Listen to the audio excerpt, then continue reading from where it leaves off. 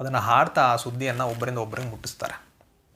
ಮಂಗೋಲಿಯನರಿಗೆ ಸಂಗೀತ ಹಾಗೂ ಹಾಡಿನಲ್ಲಿ ತುಂಬ ಆಸಕ್ತಿ ಇತ್ತು. ಅವರ ಹಲವಾರು ನಿಯಮಗಳು ಹಾಗೂ ಕಾನೂನುಗಳು ಹಾಡಿನ ರೂಪದಲ್ಲಿ ಮಾಡಿಕೊಂಡಿದ್ದರು. ಈ ಪಯಣದಲ್ಲೂ ಸಹ ಅವರು ತಮ್ಮ ಒಂದು ಕಾನೂನು ನಿಯಮಗಳನ್ನು ಹಾಡಿನ ರೂಪದಲ್ಲಿ ಹಾಡ್ತಾ ತಮ್ಮ ಪಯಣವನ್ನು ಅವರು ಮುಂದುವರಿಸ್ತಾರೆ. ಚೆಂಗಿಸ್ ಖಾನ್ನ ಈ ಮಂಗೋಲಿಯ ಪಡೆ ಚೀನಾವನ್ನು ಮುಟ್ತಾ ಇದೆ. ಆಗ ಚೆಂಗಿಸ್ ಖಾನ್ ಮುಂದೆ ಚೀನಿಯರು ನಿರ್ಮಿಸಿರುವಂತಹ ಸುರಕ್ಷತೆಗಾಗಿ ನಿರ್ಮಿಸಿರುವಂತಹ ಬೃಹತ್ ಗೋಡೆ ಕಾಣಿಸುತ್ತೆ. ಅವನು ಅದರ ಬಗ್ಗೆ ಹೆಚ್ಚು ಚಿಂತೆ ಮಾಡೋದಿಲ್ಲ. ತುಂಬ ತಾಳ್ಮೆಯಿಂದ ಅವನೇನು ಮಾಡ್ತಾನಂದರೆ ಆ ಒಂದು ಗೋಡೆಗಳೇನಿದೆ ಅದನ್ನು ಸುತ್ತುವರೆದು ಅವನು ಚೀನಾದ ಗಡಿಯೊಳಗೆ ಪಾದಾರ್ಪಣೆ ಮಾಡ್ತಾನೆ. ಆಗ ಅವನಿಗೆ ಈ ಜರ್ಚಿನ್ ಜನಾಂಗದ ಖಾನ್ನಿಂದ ಒಂದು ಸುದ್ದಿ ಬರುತ್ತೆ. ಆ ಸಂದೇಶ ಏನಿರುತ್ತಂದರೆ, ಸಾಗರದಂತೆ ವಿಸ್ತಾರವಾಗಿರುವಂತಹ ನಮ್ಮ ಸಾಮ್ರಾಜ್ಯ ಒಂದು ಇಡೀ ಮಣ್ಣಿನ ರೀತಿ ಇರುವಂತಹ ಮಂಗೋಲಿಯ ಸಾಮ್ರಾಜ್ಯಕ್ಕೆ ಎದುರ್ಕೋಬೇಕಾ ಅಂತ ಅವನು ಒಂದು ಸಂದೇಶವನ್ನು ಕಳಿಸ್ತಾನೆ.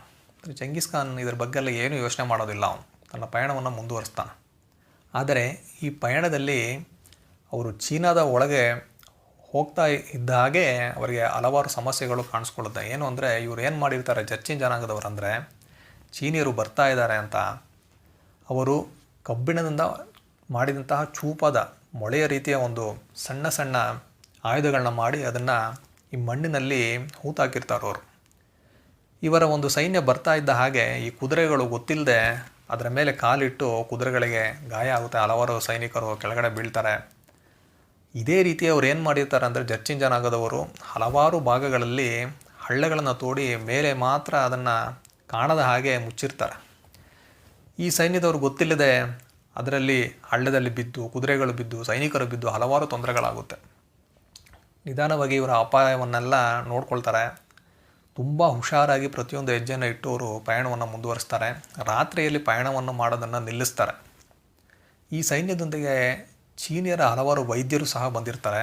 ಅವರು ಈ ಒಂದು ಚಿಕಿತ್ಸೆನೆಲ್ಲ ನೀಡ್ತಾ ಇರ್ತಾರೆ. ರಾತ್ರಿ ಇವರು ಬಿಡಾರಗಳನ್ನ ಮಾಡ್ಕೊಳ್ತಾರೆ. ತಮ್ಮ ಆಹಾರಕ್ಕೆ ಹಾಗೂ ಚಳಿ ಕಾಯಿಸಿಕೊಳ್ಳಲು ಬೆಂಕಿಯನ್ನು ಅವರು ಮಾಡಿ ಸ್ವಲ್ಪ ಹೊತ್ತಿನಲ್ಲೇ ಅದನ್ನು ಬೆಂಕಿಯನ್ನು ಆರಿಸ್ಬಿಡ್ತಾರೆ, ಒಂದು ಸುರಕ್ಷತೆಗೋಸ್ಕರ. ಅದೇ ರೀತಿ ಒಂದು ಬಿಡಾರದಲ್ಲಿ 10 ಜನ ಇರಬೇಕು. 5 ಜನ ಮಾತ್ರ ಒಂದು ಬಿಡಾರದಲ್ಲಿರ್ತಾರೆ. ಇನ್ನೂ 5 ಜನ ಮರೆಯಾದ ಪ್ರದೇಶಗಳಲ್ಲಿ ಇದ್ಕೊಂಡು ಮುಂಜಾನೆ ಆಗ್ತಾ ಇದ್ದ ಹಾಗೆ ಬಿಡಾರದಲ್ಲಿ ಬಂದು ಸೇರಿಕೊಳ್ತಾ ಇರ್ತಾರೆ. ಇಷ್ಟೊಂದು ಎಚ್ಚರವನ್ನು ಅವರು ವಹಿಸ್ತಾರೆ. ಈ ರೀತಿ ಚೆಂಗಿಸ್ ಖಾನ್ನ ಮಂಗೋಲಿಯ ಪಡೆ ಚೀನಾದ ಒಳಗಡೆ ಪ್ರವೇಶ ಮಾಡುತ್ತೆ. ಮುಂದೆ ಚೆಂಗಿಸ್ ಖಾನ್ನ ಜೀವನದಲ್ಲಿ ಏನಾಗುತ್ತೆ ಅನ್ನೋದನ್ನು ನಾವು ಮುಂದಿನ ವಿಡಿಯೋದಲ್ಲಿ ನೋಡೋಣ. ಅಲ್ಲಿವರೆಗೂ ನಮಸ್ಕಾರ.